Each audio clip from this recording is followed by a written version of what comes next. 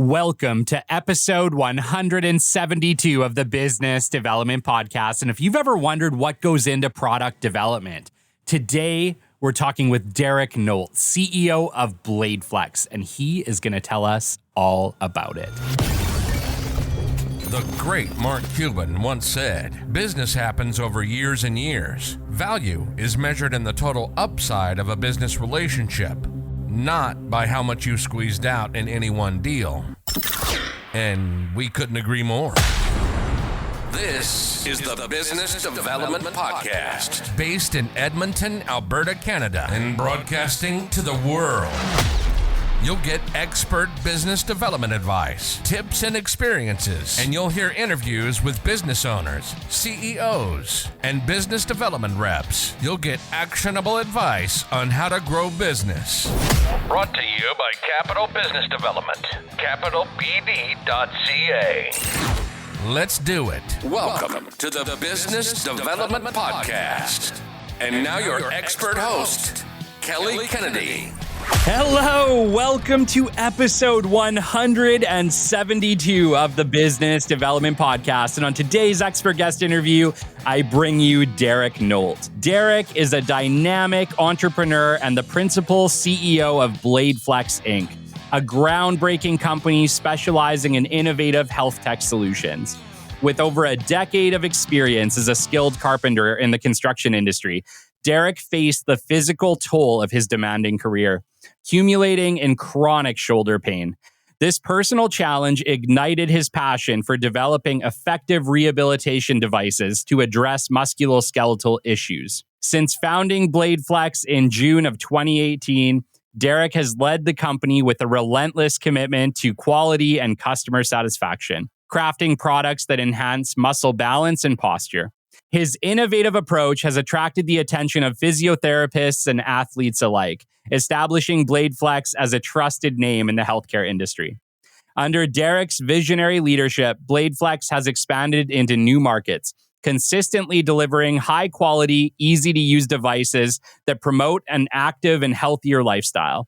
A true multifaceted leader, Derek juggles the roles of CEO, project manager, author, graduate, and father, demonstrating an unwavering dedication to excellence. His mission to empower individuals to achieve lasting health and confidence with every step they take. Derek Nolt is not just a builder of products. He's a builder of better lives, inspiring the next generation to pursue their passions with hard work and determination. Derek, once again, it's an honor to have you on the show.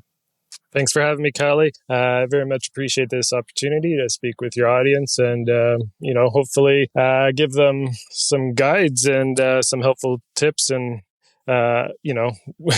things that we have had challenges with in terms of BladeFlex, and just really try to provide some value to your audience here. Well, I appreciate that greatly. And that's just it, right? It's like, if we can even give one tidbit of information on entrepreneurship, that's like, it's all valuable. That's the thing, right? I remember once upon a time, back in my career days when I worked as an employee, I worked for an incredibly ambitious entrepreneur. And he would consistently start new businesses, trial and error them, and some would make it and some would bomb.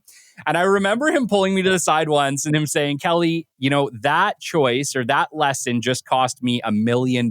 And for you, it was free. So learn the lesson." I know. Yeah. It's so true. I invested in a company once too. I like, the spirit of, new products and entrepreneurs. I met a guy who he developed this mind spa thing, and you put on this headset. It's got affirmations that you listen to, while also there's the strobe lights and the goggles that you put on, and it helps calm your mind. And it was almost like a meditation for dummies. If you I've meditated on my own quite a bit, but having these goggles and this affirmation, it was kind of an easy way to really relax. And I did invest in it too. And then the company went under. Yeah, they maybe were trying to grow too fast or whatnot. And it sucks, losing or investing in stuff that doesn't work. Sometimes it's in your own businesses. But when that went under, I thought, maybe the next one I'll try to invest more in myself. And if it doesn't work, then I only have myself to blame. Oh my gosh. I know exactly what you're saying. Yeah. It's like, it's one of those things where entrepreneurship, nobody really gets out alive. Like there are lessons and lessons upon lessons, right? Like it doesn't matter if you're successful or you fail. The reality is there's plenty of success and fail moments in entrepreneurship either way. And if you can take a little lesson from every failure and every success, you win long term. There's lessons in the failure too. Mm-hmm. Yeah, especially learning your own lessons. Yeah, that's the biggest thing. Just doing this roller coaster ride with BladeFlex. I mean, yeah, even before that, I had a finishing business with carpentry. So, lugging my own tools around. Yeah, finishing houses all on my own. And you kind of learn, to be independent that way. Taking on the challenge of a company that can go global. It's a different mindset and growth. And yeah, there's businesses of all growth dimensions really, and you kind of have to understand what your intentions are in the beginning as well to really see where you're going. If that's like the first takeaway really is like set your intentions. Even with BladeFlex, it was never like, okay, let's just make a product and make money. It wasn't really about that. It was obviously pain points from my own injuries, but it was just about doing something different and something unique. I think was the most rewarding thing, kind of starting and just seeing where it can go. And that's the biggest thing is we see a lot of people selling dropship Amazon products or this and that. But, unless you're tied to the product and the business, it's not really, for me, it wouldn't be passionate. And so I probably would just get bored of it. So, and when you get bored of something, then you quit. You quit early when you, That's right. when you aren't passionate. So. Yeah, absolutely. And especially with entrepreneurship, right? It is not easy. And it's you need to be passionate because if you do not love what you are building, my gosh, it's like the automatic recipe for failure. You really got to love it. Mm-hmm. Oh, 100%. Yeah, I remember talking with my patent lawyer early on, and he said 95% of the patents are not even on the market. So yeah, people might even get to that step where they have a product, they get a patent, and then literally the hardest thing is after that journey is when it really starts. And so I don't think many people even realize that too, is just, you might even have a working model or a product and a patent, but the costs just eat you up. And if you don't have that marketing and drive to go forward from that point on, most people don't get a product to market. So yeah, absolutely. And I'm really excited to chat with you because you may or may not know, but you are the first physical product that we have had on this show. I guess I shouldn't say first physical product. We've had people come on who made, we had Revita Energy Tea come on and talk about the production of a food product, but a physical healthcare product, we have not yet had anything like that. And so I've never chatted with anybody with regards to developing a physical product. And so I'm really excited to chat with you about that today. And I know we have a lot of listeners who this is high on their list because they have an invention or something that they've created that they would love to bring to market, and just learning what is that process like? How do you even go about doing that? I'm super pumped to chat with you about that today. But before we get into that, Derek, take us back to the beginning, dude. Were you always this entrepreneurial? Who is Derek Nolt? Yeah, free spirited. Yeah, exactly. I don't know. But yeah, I don't know where the passion came from. Yeah, I was, working jobs like anybody else. Really, Canada Post was one of my first stable jobs as a letter carrier. And, that beats you up pretty bad as well. And, it got me into a place where I could start investing and, build up some reserves so I can invest in stuff like my own businesses. And so, yeah, it was just really about, trying to be a stable person. Yeah, regular income and regular job. It was really nothing that spurred me to think otherwise in the earlier stages. A lot of challenges in my earlier days too. After I was 18, my brother had passed away, and it was just one of those things. Kind of it sticks with you.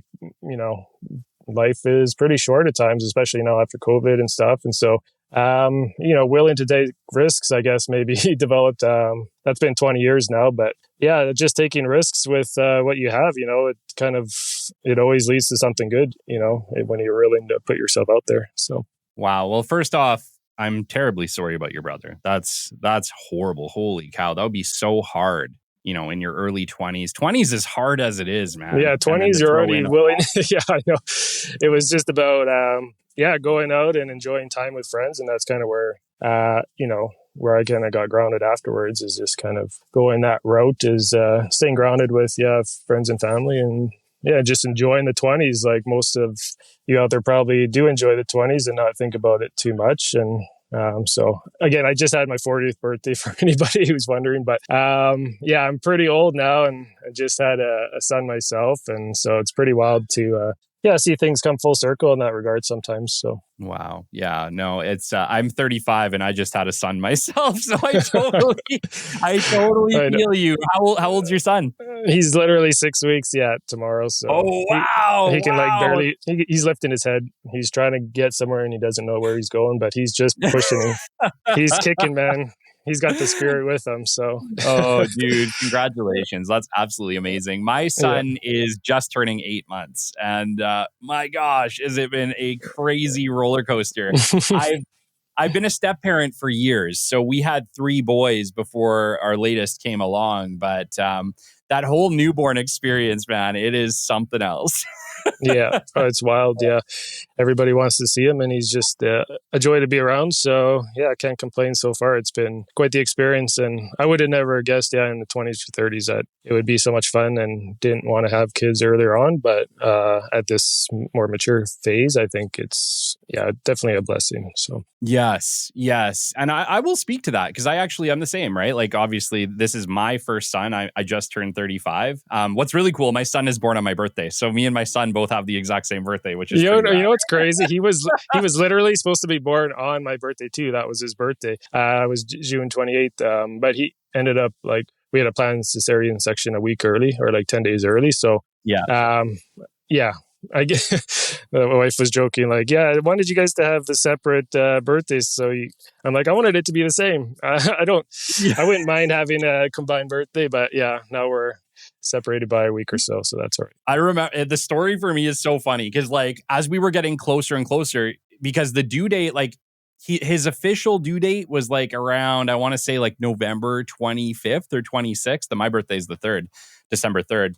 And so we passed the due date and we're okay, when's this happening? And by the time we got to December 1st, I'm like, babe, look, you just got to hold off. I'm going to need you to hold off 2 days. And I shit you not, just pure coincidence. Her water broke on I think it was 5 a.m. or 6 a.m. on December 3rd. And I was like, holy crap. And so nice. For real, son was born, I think it was 9, I want to say it was 9:50 on December 3rd, which is so cool because I cannot wait to celebrate our birthday together. I don't even care, man. It's I'm 35. I don't celebrate my birthday anymore, but now I get to celebrate my birthday and my son's at the same time. That's just, it's like a dream, right? It's by the time you're in your 30s, you don't want to see your birthdays coming anyway. At least that gives me something to look forward to. It's singing happy birthday will be fun. It'll just be pushed off on the sun. And after 40 I think we stopped counting, so totally. Well, I think I stopped counting at 33. Oh man. But it's so funny too because I actually incorporated my company on my birthday back in COVID time too. So literally I have 2 major life events that happened right on my birthday, which is just weird and coincidental and randomly awesome. Mm-hmm. No, that's amazing. Yeah. And I just recently graduated my business certificate too. So even at this age, college grad. So I'm pretty stoked about that. Yeah. I'm still working in the construction industry too as the project manager. So that's kind of still the passion and still getting in the grind, the physical labor, the hard work. I don't think it'll ever elude me. I feel better now training with BladeFlex to help my shoulders and back. But there's just something about being exhausted at the end of the day. It definitely helps you sleep when the baby's crying. So yeah, for sure. And obviously, we've chatted about this before. Your website for BladeFlex is awesome. It's a super high-end, really nice product. But we're going to get into that today, man. How do you go from the construction industry to entrepreneur, inventor?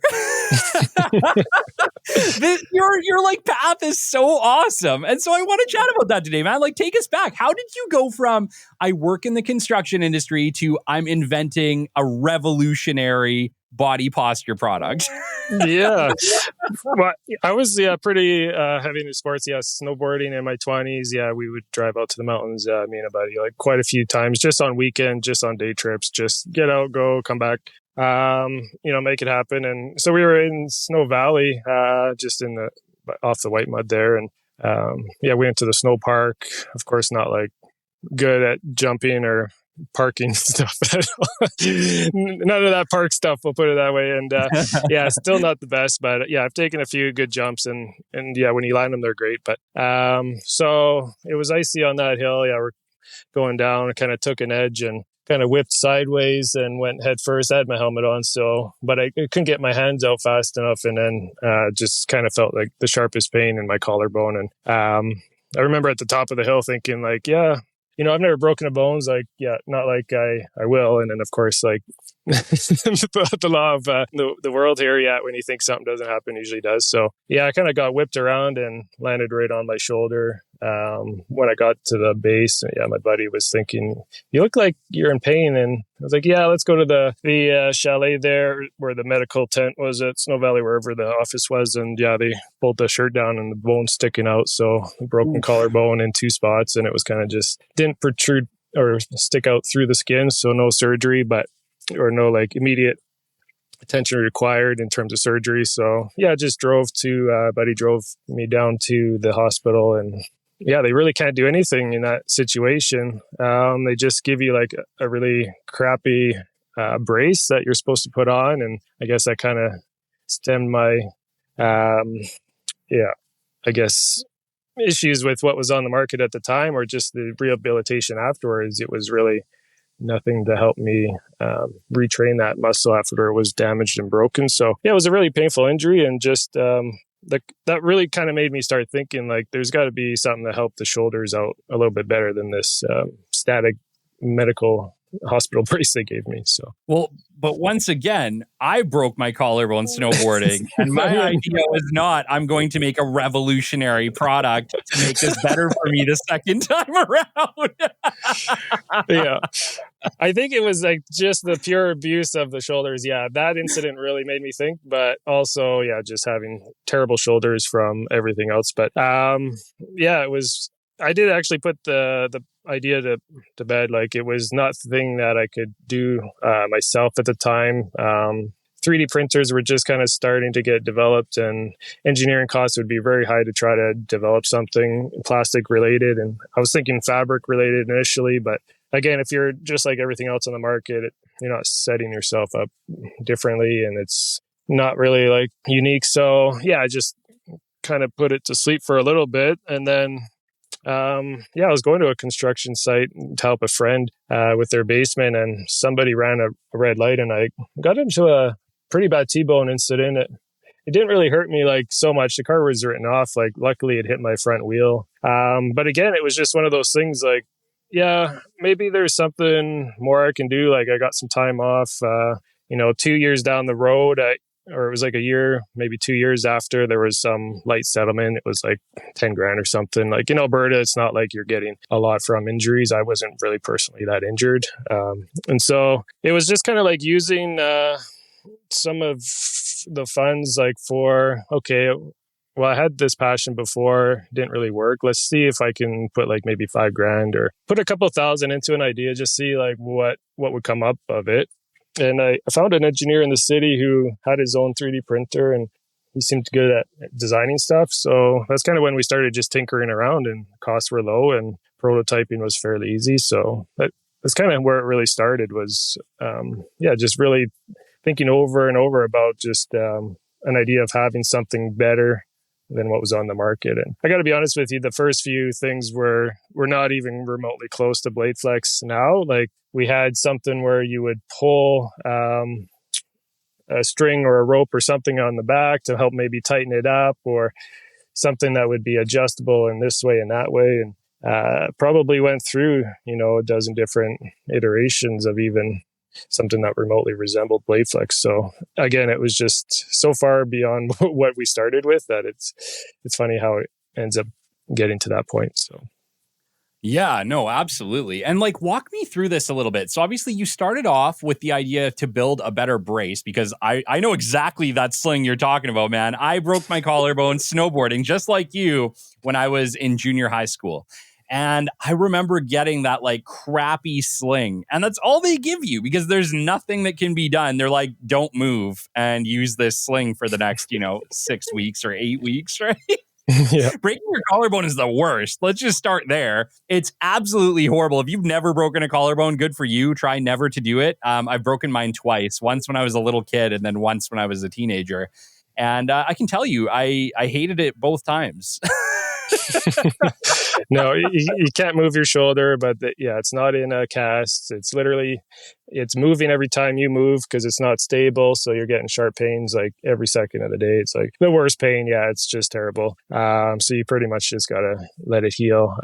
When I was having limited movement and I lifted my shoulder because I could feel that something wasn't moving right. And the bones literally popped over each other and kind of set in place. And it was just the most painful thing. Yeah. So once it kind of set in position, the bones are a little bit shorter, of course, and then they fuse together and end up being stronger. But it is a shortened and the muscles become elongated on one side. And so really the muscle imbalances really start to grow out over that. So many physio treatments too at the time. And the injuries I had were just so, stable injuries. Like they never went away. It was just terrible that nothing could provide that relief. Maybe a massage treatment would help for a day, maybe doing the exercises help for a day, but nothing to really move the shoulders back because every physio is like, well, you should keep your shoulders back. You should really train those muscles in the middle of your back. You got to train the weakened ones and lengthen the tight ones. And it's like, okay, easier said than done. So again, when the first 3D printed ones just broke all the time too, because they're not like they're printed in layers. And so unless you're doing something more substantial, like pouring the molds, like you're going to get weak plastic. And they broke constantly over and over again. It was just terrible. Trying to get something to work and that was strong, there's like, now we have up to almost 20 pounds of resistance. Like it's almost infinite, but we want to keep it to a adjustable level for different people. And I mean, it's a very strong unit now, but it certainly wasn't like that in the early stages. But no, but it never would be, right? And I think like that's one of the things I want to talk with you about today. I really want to talk with you about what is it like to go from an idea of something that like, you're like, you know what? Like, first off, where does the idea for the design come from? And then second off, what is the development of a physical product like, especially a health product, like something that ultimately is going to help people? Walk me through it. Walk me through the development of BladeFlex. How did you take this thing from I think I can do better here? What is it that gets you from that idea to a physical product? Run us through the whole thing. So after the first engineer, I kind of felt like, I don't know, you feel like relationships or partnerships in different businesses, like sometimes they work really well for a long time. Sometimes you feel like there's resistance or it's just time to move on. And I took it as far as I could. And then I was searching for something else. We had, kind of a minimum viable product. I could feel there was resistance. It was moving well with the shoulders.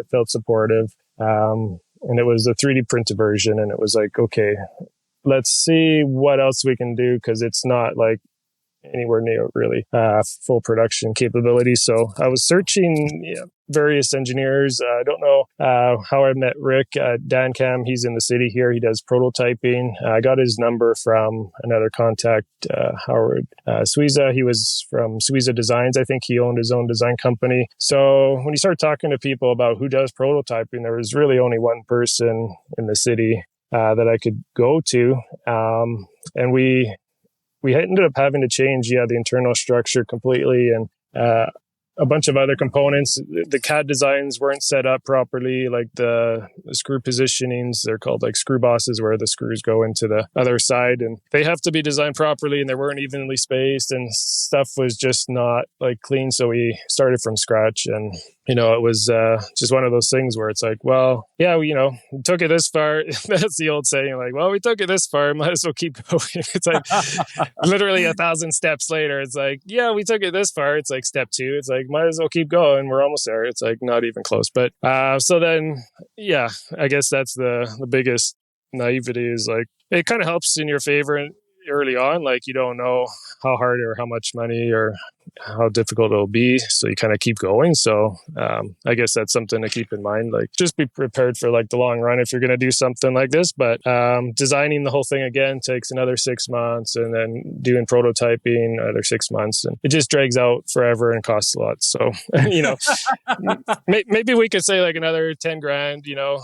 At the time, I sold the house or did another flipper kind of thing and this and that. And, I used to take down load bearing walls and kind of open concept my houses and stuff. So, big changes in the houses too, kind of like big vision stuff. So tried to maybe take that ideas with products too. But the prototyping with Rick was really functional. Yeah, we had a polyurethane mold. So it's not printed in layers. We poured plastic into a mold, and when it cures, it's one solid piece. It's still fragile, but that's when you have like the MVP, like minimum viable product, and that's when you can take it to people and start trying it. It's like, well, am I the only one who feels this benefit in my shoulders, or do people feel supportive and things of this nature? So at that time, it's really about talking to all of my previous physios, the thousands of physio appointments that I had. Talked with one lady in St. Albert, and she encouraged me to she felt some resistance, she felt there would be a need for it. Talked to other people, kind of do a 12 person, I think we had 12 units at the time, some trial runs. People could keep it for a few weeks and bring it back, see their feedback. So you get feedback, kind of keep going from there. One guy never brought it back. I think he just wanted to keep it as a souvenir. So there's one unit out there that I don't have, and it's probably the only polyurethane mold out there. So could be a collector's item, but it's pretty neat. Yeah, that was a gray version. It was a little bit weaker version, but it kind of got us started to try it on other people at that point. So, well, and walk me through, what is it like what is required? So first off, if I had an idea for a product, I've then made a prototype of it. Are there legal or government requirements before I can bring this thing to market? Walk me through the 101 on how you take a minimum viable product and then take that to a market and get it to something that you can actually sell. What does that process look like? What do you even need to do? Yeah, so a lot of things, if you want to even consider consumables, just switching products for a minute, my patent lawyer was saying also, consumables is the easiest market to get into because literally there's no barriers to entry. So anybody can create a soap company and make soap. And if it's the best soap in the world, you have to try to portray that in your marketing in some value proposition, right? Sure, you could grow a soap business to $100 million.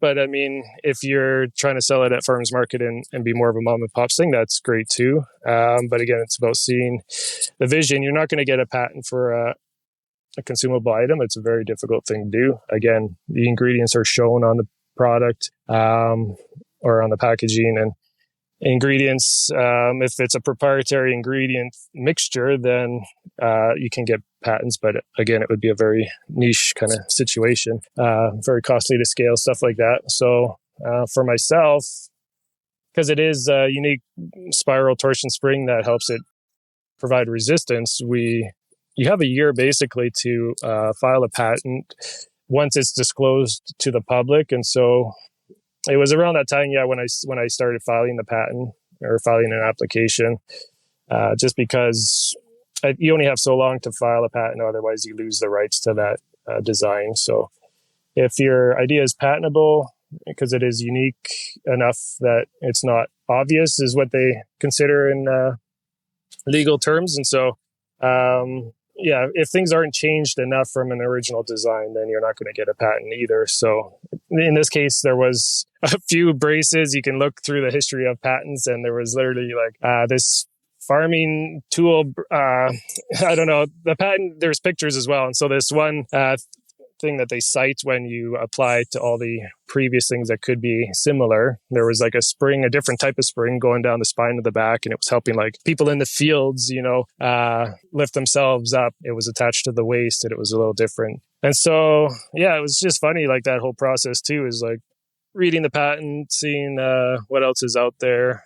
There might be something out there that's just not on the market. So if you can't patent it, then you could put it on the market, but somebody, if they see it and it's already a patent, then you're going to just end up paying obviously their rights to that. So yeah, it's a kind of a challenging thing. Is if your product is unique enough, so you think you could get a patent, you can do a search on your own. You can go to the websites and try searching yourself for stuff, or you can pay a lawyer, just not a lot, to do a search, which would be the first step, just to see if it's even possible to go that route.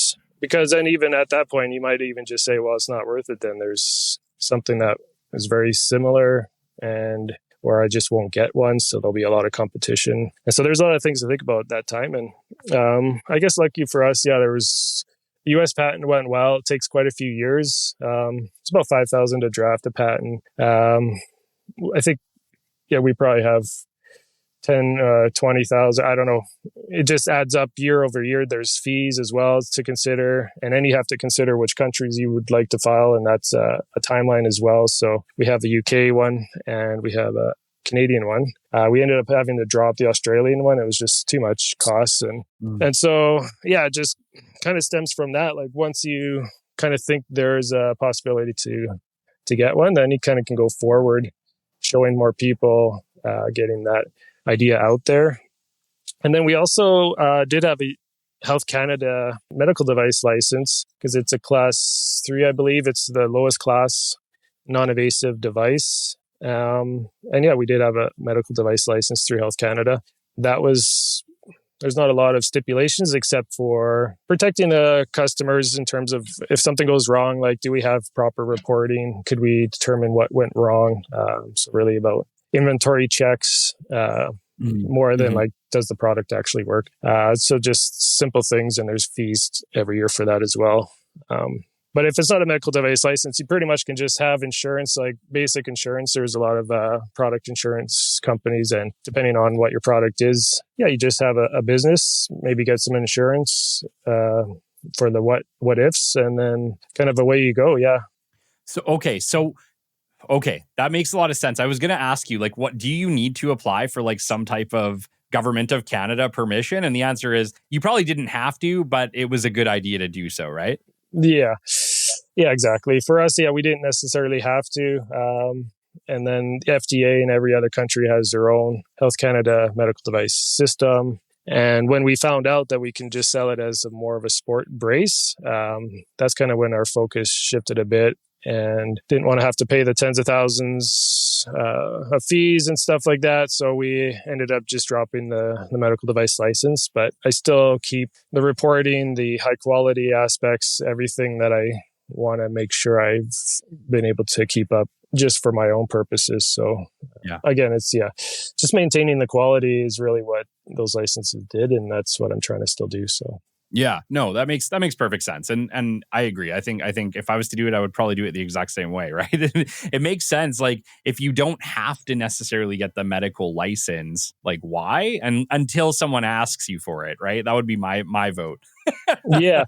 And we're still covered under insurance benefits, which was interesting. Yeah. A lot of them just said if it's like you can get a foam roller from a physio, covered. Oh, sure. So why not a BladeFlex, right? Or like a Bosu ball. So in that sense, it was another product as a fitness product. And so it was still covered through some of the benefits. And so the benefit to us of having the actual device license did make sense. Yeah. Unless you were maybe of a higher class and it was more invasive and you needed to have more, studies and stuff of that nature, which for us it was more geared towards the sport market at that point. So sure.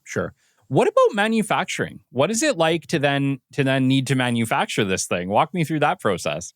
Yeah, it's again literally another set of timelines and costs. And so we had the minimum viable product. It went well. Then luckily enough, that engineer that I got on with, he has a friend or a partner that he had worked with who has a family in China. And so they had molds capabilities. So making steel molds or aluminum molds, and that's when you get plastic injection molding. And then they have to machine the steel blocks from a CNC machine. And then you can make as many as you want. If it's a weaker steel, there are limitations with aluminum, I think maybe 10,000 units. With steel, I think you can go like as much as you want. So, but yeah, so there's questions with that. Quality control again, like getting the molds made. They sent samples back, and then you might have to adjust one part or machine a little bit more here or there, and nothing comes out perfect their first time. And then the steel molds are overseas at the moment. But again, if we were doing molds in the city, there's Drader manufacturing, or in the States, there's tons, but you're talking, six figures for sure for making steel molds. And over there, it was probably like a third of the cost. And so it was just a lot more substantial discount. And because I knew the person through my engineer, we developed a relationship. And I think that works well if you can really find somebody you can trust, especially going overseas. Okay. Yeah, just like, okay, so essentially what you need to do is build the mold. Once you have the mold, it opens a lot of doors for you. But like step one, when you are manufacturing, is you got to get that mold built, which I imagine is extremely costly. Yeah, extremely costly. You have to have people who know what they're doing, who have specialties in that, and then material engineering. What kind of plastics are you going to use? And we've embedded fiberglass in some of our samples, and we want to continue to improve the product, make it even stronger. And I think it's just we were assembling them all over here in Canada as well, so we were still made in Canada. If it's over 80% made in Canada, then you can say made in Canada. Okay. Eventually, it might not be, unfortunately, but what we were doing is just sending the plastics from China over here. And then I found a local spring guy. I helped sew like the first few samples, and then I found seamstresses who could sew the straps, and we made them high quality neoprene, which is doesn't absorb moisture, kind of like a wetsuit material. So premium materials, and we have a high grade medical grade leather straps as well for physios or other people who want that premium feel. And so it was about adding better materials, better quality, assembling it all here. And again, the costs are higher. So perhaps eventually we'll have to make a larger run and assemble it overseas. So that's the goal. But we still have some units here in Canada. So Cool. I just want to chat with you briefly about your marketing for BladeFlex. First off, it is flippin' awesome. Your BladeFlex looks absolutely amazing. Like, it's cool. It makes back braces look cool. You've done a damn good job with regards to the design and your marketing of it, because it looks awesome. You've absolutely killed that aspect of it. Let me just say, like, I think if you're wearing one of these things, people are going to be like asking you if you're a mech warrior, not the other way around. If you're not okay. Yeah. What video game did you pop out of? Yeah. Yeah. Or you can play so video rad. games while wearing it, to be honest. Yeah. It's good. There's a lot of purpose, you can literally wear as rehab purposes, or, during gaming, or just a number of things. Yeah. So it's a really functional device. Yeah. We're pretty happy with it. Walk me through it. Like, walk me through BladeFlex. Like, run me through all the models of it, and like, who is it for? Like, obviously, this isn't just for people that have back posture problems. Like, if you work at an office desk like me, or like you have for many years, it's like, my posture probably sucks, dude. Like, I can guarantee you I hunch. I think LB's always on me, like, Kelly, sit up straight. Like, what are you doing? You're always leaned over. I'm like, I don't know what to do about this. What are, like, run me through for the people listening who they've heard this whole thing and they're still thinking, like, what is BladeFlex? Run us through it. What is BladeFlex? Who is it for? What are the different models? And we can get into it from there. Yeah. So initially with the medical, I went to the Millard Health Center. They deal with injured workers, and there's a nice lady, Vanessa Peacock. She's getting her PhD now, and she was one of the physios, and she gave it to people with shoulder injuries, and that's really the first thing that I knew would help with. And she gave it to injured workers. She kind of threw it at people, kind of with this.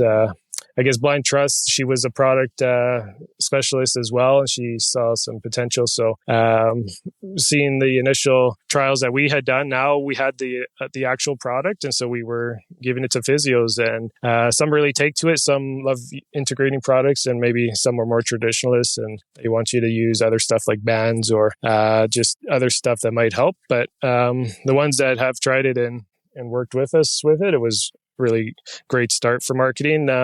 But again, we didn't spend money during that time. And so the medical field, was a slow start.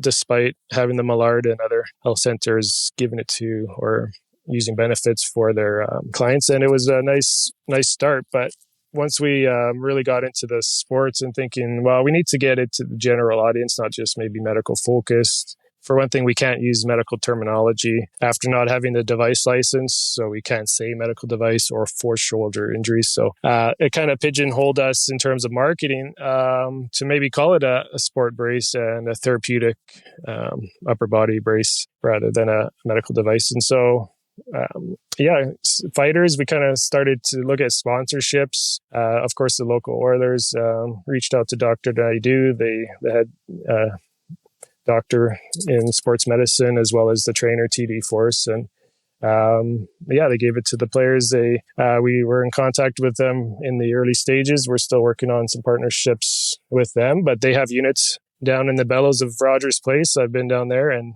it's pretty cool to give it to the guys. Yeah, so they use it when they feel the need. It's not like you have to wear it if you need a shoulder injury, but oftentimes if you have sore shoulders or just need a lift, you can wear it for a multitude of reasons. And so, that's really where the spin-off of marketing went. It went from medical to sports, talking more to trainers.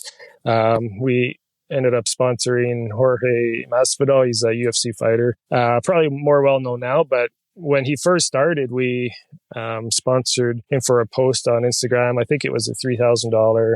This was before his 10-second knockout of Askren, I think his name was. But so we sponsored a UFC athlete. And when you see like spikes in sales from sponsoring an athlete at the right time, it was pretty exciting. We really could see the sales from just the one post from Masvidal when he was just before his fight. And then after his 10-second knockout, world record setting knockout, literally everybody was on his page, and literally like $15,000 in a month, sales. Wow. It's just like, and you're just like, okay, there's like some crazy like synergies happening when you partner with the right people. So yeah. You know what? I agree. I think partnering with the right people is key in most situations. But again, like you might see the big successes at time to time, but it's really like long-term longevity is building on that momentum. And at the time, like we never built on it. We didn't really know what to do. So we were trying different things. And then when you see these spikes in sales and maybe you can't grow from that, it's fun. It's exciting. Then it's a little bit sad. Then you get motivated again. And then you do the roller coaster of emotions. Through every sale. I mean, it's fun. Yeah. It was fun to see it grow in the early stages and just try different markets, different demographics. There was a not wakeboarder. There's like professional wakeboarders, but it's like surfing, paddleboarding. It's like there was a few swimmers that really liked it for their shoulders, and then fighters, of course. I did sponsor or gave a few to the linebackers of the Lions, and they liked it, and just different athletes in the NFL. We haven't even really touched on NBA or other athletes. I think we're just still in the early stages, even though we're, 5 years on the market. It's just, again, we're growing. We spent a lot of funds. As much as we put in, we've gotten back from revenue, but it's always needing a huge chunk for marketing is really perhaps where you don't see it in the beginning. Is you spend so much time and effort getting the product to market. But again, you need that much more or double after the fact, and that's why most people fail probably. So. Well, and especially in the B2C market, right? Like when you're selling a product like this, the marketing costs are astronomical. And one marketing company we had at the time, they stopped advertising and they were still taking some funds. And so you meet bad apples, and, you lose a lot of money, and, you want to start making things happen more in-house, or find the right partners. And we're developing relationships with good marketing teams that have proven track records. So we just want to be able to grow in a substantial way, rather than before, I guess we were just testing the market to see really how the marketing game would go for us. So Yeah. Well, talk to me about that, right? You have an awesome product, first off, and you're from Edmonton, which is amazing. We're recording this show in Edmonton too, which is pretty cool. So you built this thing right in our backyard. It is an amazing product. I would say 99% of us, Derek, have horrible posture and probably suffer with a little bit of back pain. I know I do. Like, I'm 35, dude, and I spend way too much time sitting on my butt. Recording shows or typing or editing on my computer, man. It's a lot. But, obviously you've built a really great product. You're at this stage now where, frankly, I think with the right marketing, this thing's going to take off for you. Are you looking for investor support at this point? Yeah, I think looking at the bigger picture, I understand that, you can only do so much yourself. Like, other funding that we've had is really just in-house. My dad was retired and he wanted to see something on the market too that could help, not having, I guess, the best body as you get older too. You look for that extra support. And so, he was an early investor, silent investor, I guess, if you want to call it. Like any successes, I would definitely share his way. But it was kind of one of those things where, it was not a contract written agreement. So it's always nice to you can trust some people that way, but hardly anybody when you invest in a company, you do want some paperwork. Sure. But of course, my dad, has always been there, just helping support the product when, the patents were going to expire and I needed, an extra $1,000 or we need to buy this inventory, this mold, do you want to put in more? It's like, how much more? Well, being retired, it was really helpful to have him help along the way with financial and other support. So it's been good. Yeah. Whether the tens of thousands, definitely brought us closer together and we learned a lot. So sure. Definitely happy for that journey. But it's having like an investor to fund marketing dollars moving forward. That's really where the funds would go to. And so looking for the right partners strategically, maybe somebody in the product space is always helpful, or just somebody who's looking to make a scene in that market. It's always nice to have people who see a vision of something better, and really we can grow this to a really big company, but it does take probably additional help at this point. Yeah, we've kind of taken it as far as we can. So Cool. Okay. So basically, if we have anybody listening and they are experienced with marketing an awesome product, bringing it to market, doing all that, get in touch. What's the best way for them to get a hold of you, Derek? Just my email would be awesome. Yeah. Derek.Nolt@BladeFlex.com. On the website too, there's a customer service email. That one I look at as well. So pretty much any way.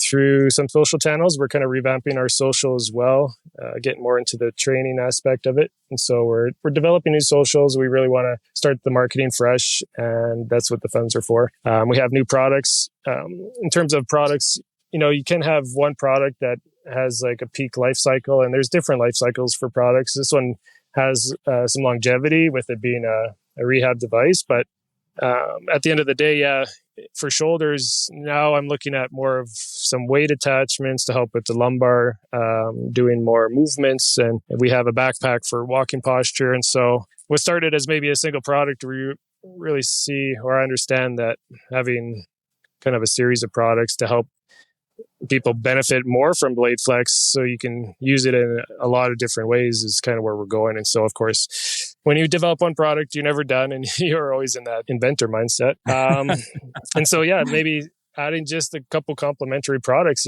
costs even more. But realistically, when you have a suite of products, it just helps the marketing and everything come together way more. So totally. And I saw, just speaking to that, you've actually made a backpack to go with it? Yeah, that was one of the first things I just wanted, because I was always out on the trails and walking, running, and it just felt like this would be nice to have as well. And then, I don't want to carry my phone. I don't really want to carry my water. And so, let's design a backpack. And again, to the drawing board and try it out. And the weight actually makes it really sit well in the middle of your back. And there's kind of a hands-free pocket for the phone, so you can chat or listen to music, and you could put a water bottle or some of those runner packs with the straw, so you can kind of get a good walking posture on, because it's really about actively improving your body in so many different ways.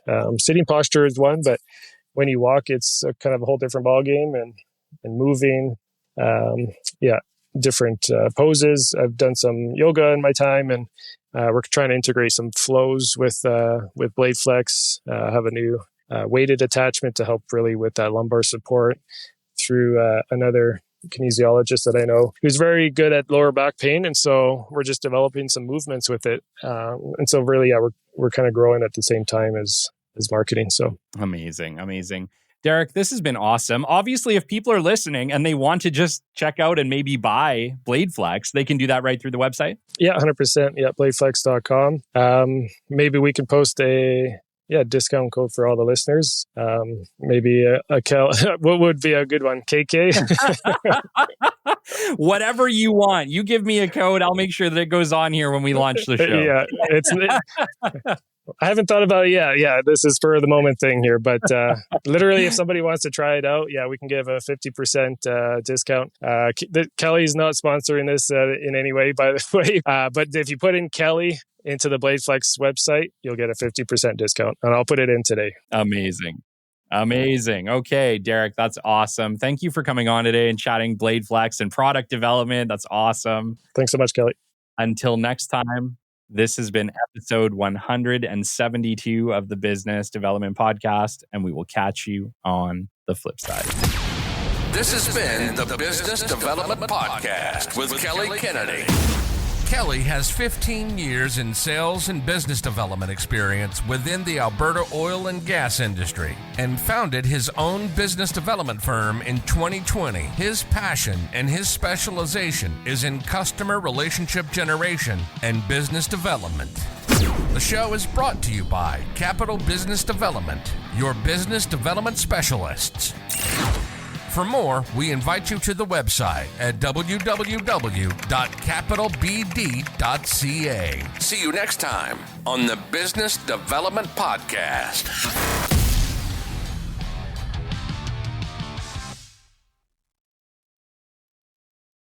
Hey, rock stars. Ready to power up your team and take your project to new heights? Meet BizSync Solutions, led by rockstar expert Deanna Keene.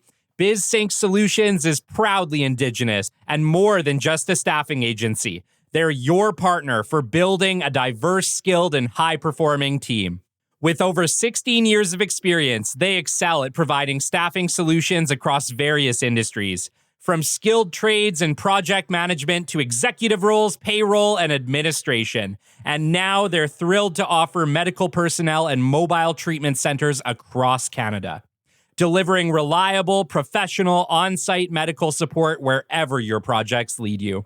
Diversity drives BizSync's mission. They create inclusive environments where every voice is valued, crafting workforces that truly reflect the dynamic industries they support. Whether you need top-notch tradespeople, office professionals, executives, or on-site medical teams, BizSync connects you with both temporary and permanent placements. Their team guides you every step of the way, from pre-project planning to procurement, helping you achieve your goals and drive success. Experience the BizSync difference today. Visit www.bizsyncsolutions.ca or call 1-866-442-7962. That's 1-866-442-SYNC. Thank you, BizSync Solutions, for your support of the Business Development Podcast.